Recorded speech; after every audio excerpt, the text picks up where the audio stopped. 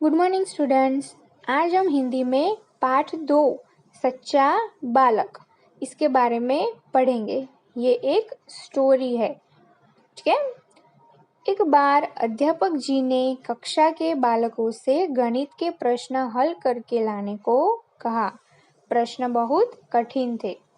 Okay, तो school चल रहा था, स्कूल में क्लास चल रही थी। किस सब्जेक्ट की क्लास चल रही थी? तो गणित यानी कि मैथ्स की क्लास चल रही थी और उसमें अध्यापक जी पढ़ा रहे थे। अध्यापक जी यानी कि टीचर, शिक्षक, ठीक है।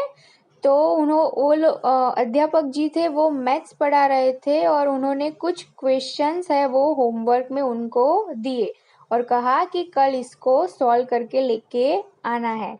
पर उन्होंने जो भी क्वेश्चन दिए वो बहुत ही कठिन थे। अगले दिन अध्यापक जी ने कहा, जो बालक सभी प्रश्न हल करके लाए हैं वे हाथ ऊपर उठाए। फिर नेक्स्ट डे जब भी स्कूल होता है, क्लास शुरू होती है, टीचर है वो क्लास में आ जाते हैं, ठीक है। और फिर जो टीचर है वो बच्चों से कहते हैं, स्टूडेंट से कहते हैं कि मैंने जो कल आपको क्वेश्चंस दिए थे, जिन्होंने सॉल्व किया हो वो अपने अपने हाथ ऊपर उठाए। प्रश्न काफी कठिन थे, कोई भी बालक सभी प्रश्न हल न कर सका। अधिकतर बालक 1 या 2 प्रश्न ही हल कर सके थे। अभी उन्होंने जो क्वेश्चंस दिए थे वो बहुत ही हार्ड थे। ज़्यादातर बच्चों ने उसको सॉल्व नहीं किया था, कोई भी उसको अच्छे से सॉल्व नहीं कर पाया। ज़्यादातर बालक ने क्या किया था, 1 या 2 ही प्रश्न हल किए थे। केवल एक बालक ने ही हाथ खड़ा किया और किसी बालक ने हाथ खड़ा नहीं किया। ओके, अभी उसमें से किसी ने भी हाथ खड़ा नहीं किया। क्यों? क्योंकि किसी ने भी सारे के सारे क्वेश्चंस का आंसर नहीं लिखा था। खाली एक ही बच्चा ऐसा था जिसने ये आंसर, पूरे के पूरे आंसर है वो लिख के लेके आया था। अध्यापक जी को बालकों से बहुत निराशा हुई। उन्हें उस बालक पर बहुत गर्व हुआ जिसने सभी प्रश्न हल कर लिए थे। अभी क्लास में कोई होमवर्क पूरा करके लेके आया नहीं था, इसलिए जो अध्यापक थे वो बहुत ही निराश हो गए, उदास हो गए। पर साथ ही साथ उनको गर्व भी महसूस हुआ उस बच्चे पर जिसने सारे प्रश्न के उत्तर दिए थे, ठीक है। अध्यापक जी ने उसकी बड़ाई करते हुए कहा, देखो कितना अच्छा बालक है, इसने सभी प्रश्न हल कर लिए।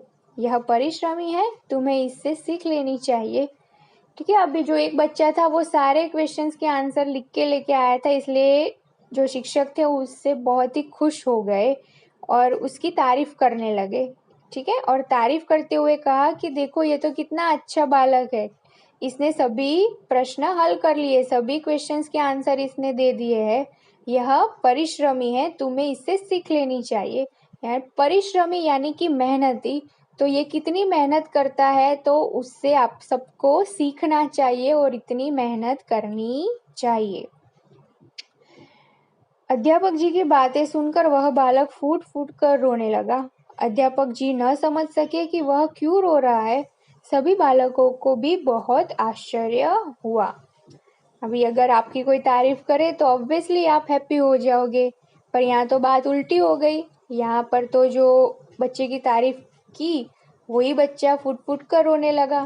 फूट फूट कर रोना यानी कि जोर जोर से रोना। अगर ऐसा बिहेवियर देखकर जो टीचर थे वो समझ नहीं पा रहे थे कि अचानक से क्यों रोने लगा, और साथ ही साथ उसके आसपास जितने भी बच्चे बैठे थे उनको भी बहुत आश्चर्य हुआ। आश्चर्य यानी कि वो लोग भी बहुत हैरान हो गए कि ऐसा क्या हो गया कि अचानक से ये रोने लगा। अध्यापक जी ने बालक को अपने पास बुलाया। उन्होंने प्यार से पूछा, तुम तो सभी प्रश्न हल करके लाए हो, तुम्हारे सभी उत्तर ठीक है, फिर तुम क्यों रो रहे हो? ठीक है, फिर वो टीचर जी है वो उस बच्चे को अपने पास बुलाते और कहते हैं कि तुम तो सब क्वेश्चंस के आंसर लेके आए हो और तुम्हारे सारे आंसर ठीक है, सही है, तो फिर तुम रो क्यों रहे हो? यह सुनकर बालक और भी जोर जोर से रोने लगा कि अभी इतनी तारीफ की, ऊपर से प्यार से समझाया, तो भी ये बच्चा बंद नहीं हो रहा है और जोर जोर से रो ही जा रहा है। अध्यापक जी उसके इस व्यवहार से बहुत परेशान हो उठे कि व्यवहार यानी कि वर्तन, उसका बिहेवियर, तो ये उसका बिहेवियर देखकर वो बहुत ही परेशान हो गए कि अचानक इसे हो क्या गया है। उन्होंने बालक से पूछा, तुम बताते क्यों नहीं कि क्यों रो रहे हो? तुम्हारा तो सब बालकों में पहला स्थान है। तुम कक्षा में सबसे होशियार हो। ठीक है, फिर से अध्यापक जी ने पूछा कि तुम क्यों नहीं बोल रहे कि तुम्हें क्यों रोना आ रहा है? एक तो तुम सबसे होशियार हो, क्लास में सबसे फर्स्ट आते हो, तो फिर रो क्यों रहे हो? बालक ने अध्यापक जी के चरण पकड़ लिए और बोला, अभी ये जो आंसर दे रहा है ना, सब ध्यान से सुनना कि वो क्या जवाब दे रहा है। ठीक है, तो उस बच्चे ने शिक्षक के चरण पकड़ लिए। चरण यानी कि उनके पैर के उनके पैर पकड़ लिए और वो बोला, अध्यापक जी, यह ठीक है कि मैं काम करके लाया हूँ। मेरे सभी उत्तर भी ठीक है, पर सभी प्रश्न मैंने हल नहीं किए हैं। मैंने अपने भाई से पूछकर इन्हें हल किया है। मैं गणित के इन प्रश्नों को हल नहीं कर सकता। इनके ठीक उत्तर मैं नहीं जानता। मैं तारीफ के लायक नहीं हूँ। और फिर वो क्या कहता है कि मैं मानता हूँ कि मैं होमवर्क करके लाया हूँ, और मैं वो भी मानता हूँ कि मेरे सारे आंसर्स भी सही है, पर ये जो मैं आपका दिया हुआ होमवर्क करके लाया हूँ वो मैंने अपने आप नहीं किया है। मैंने इस होमवर्क में मेरे भाई की हेल्प ली है। ठीक है, मैं तो इसको जानता भी नहीं, इसके आंसर किस तरीके से आते हैं। ठीक है, तो ये जो आप मेरी तारीफ कर रहे हो ना, तो ये तारीफ के लायक मैं नहीं हूँ। यानी कि इस समय उस बच्चे ने अपनी जो गलती थी वो सबके सामने एक्सेप्ट कर ली। ठीक है, सबके सामने उसको स्वीकार लिया और सच बोल दिया। बालक की इन बातों को सुनकर अध्यापक जी ने उसे गले लगा लिया। अभी ये बच्चे ने ऐसा आंसर दिया तो जो टीचर थे वो बहुत ही खुश हो गए और उन्होंने क्या किया, उस बच्चे को गले लगा लिया। फिर उन्होंने बालकों से कहा, बच्चों देखा तुमने यह बालक कितना सच्चा है। इसे सच्चाई से कितना प्यार है। बड़ा होकर यह बहुत सम्मान पाएगा। और फिर सब बच्चों को एक बात बोलते हैं। क्या बोलते हैं कि देखो इसको सच्चाई से कितना प्यार है, ये कितना सच्चा है।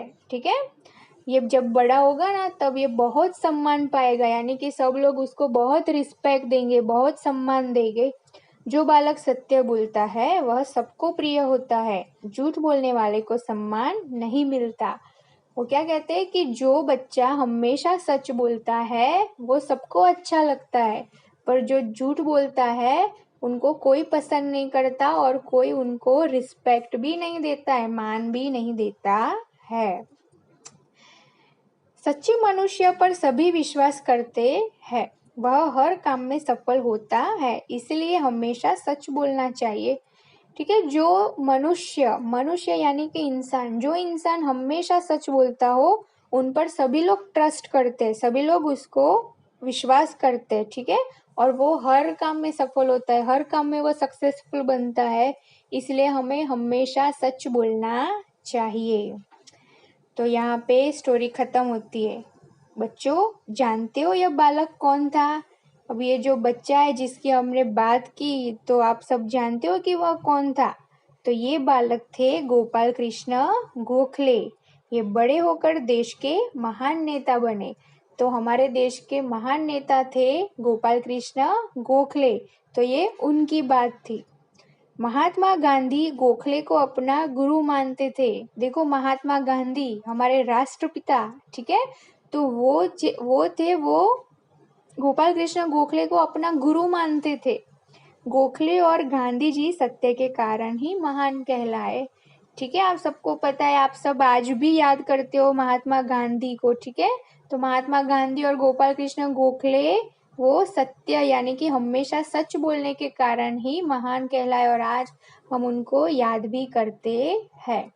तो इस कहानी से हमें क्या सीख मिलती है? इस कहानी से हमें ये सीख मिलती है कि हमें हमेशा सच बोलना चाहिए, चाहे कैसी भी परिस्थिति हो, कैसी भी सिचुएशन हो, पर हमें कभी भी